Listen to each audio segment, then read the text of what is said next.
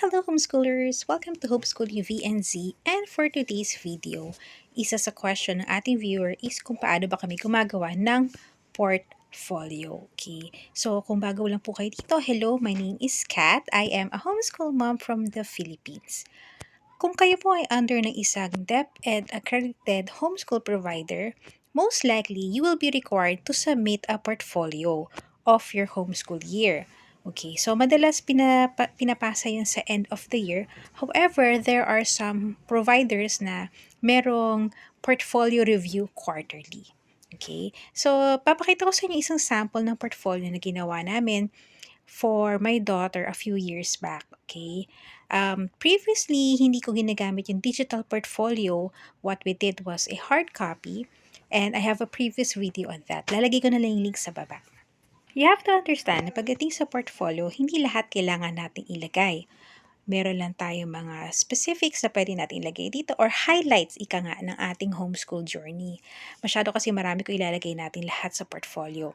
So, I usually use Canva as my digital tool para pagdating sa paggawa ng homeschool portfolio.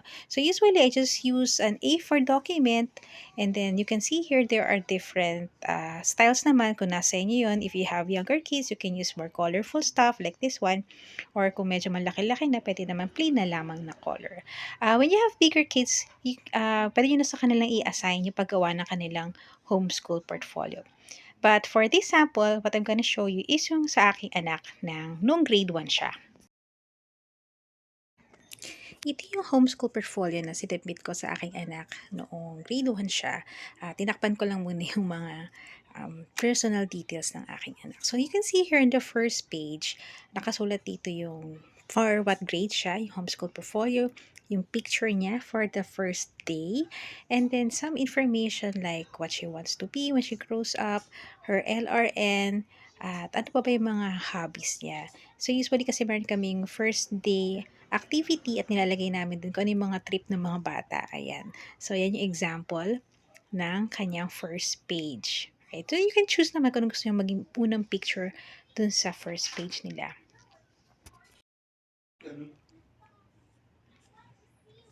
Another page na sinasama ko sa homeschool portfolio ay yung mga materials na ginamit namin, like the books, ano yung mga textbooks na ginamit namin, ano yung mga platforms na ginamit namin, even yung mga workbooks na kasama dyan. So, you can see there, meron kami examples ng Zoom, kasama doon, yung Microsoft, kasi those are platforms na ginamit rin nung aking anak when she was in grade 1. So, medyo marami to. And also, I also included rin sa books yung sino yung author or sino yung publisher para mas madali for me to remember then yung mga materials na ginamit namin for that year. Next, we add photos for our activities. So, madalas ang ginagawa ko, we have Instagram stories. Nag-share kami nung ano ginagawa namin.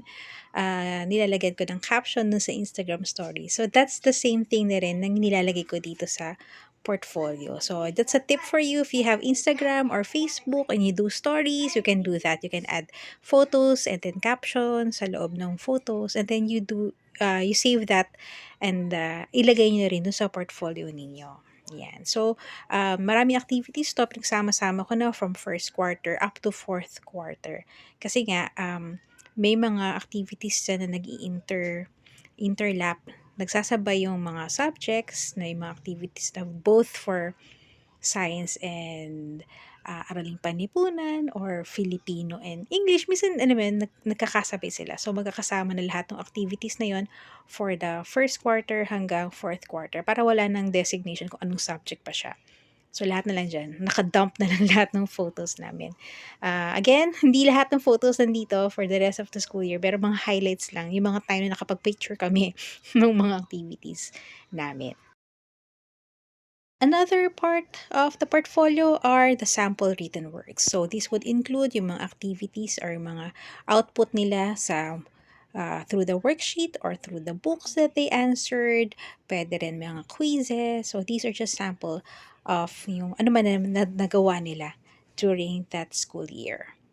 And then, a requirement from us mula sa aming homeschool provider ay isama sa portfolio ang kanilang quarter exams. Okay, so during this year, yung exams pa ay hindi pa monitored through Zoom. So, yung mga all exams are through pen and paper pa to. So, these are just pictures of the first pages ng exams na ginawa namin during that year. Yan. So, in this year na, all pages na kasama siya sa sinasubmit quarterly. But for this particular school year, yung harapan lang nung quarter exam ang sinasubmit or sinubmit ko. And then lastly, just a last picture nung aking homeschooler during the last day or yung moving up namin. So we have a special day for the kids na meron kaming moving up ceremony sa bahay. Just simple celebration, kainan, ganun lamang siya. So there you go. That's how we do our homeschool portfolio. If you have any more questions, please let us know in the comment sections below. Thank you so much again for watching and happy homeschooling. Bye-bye.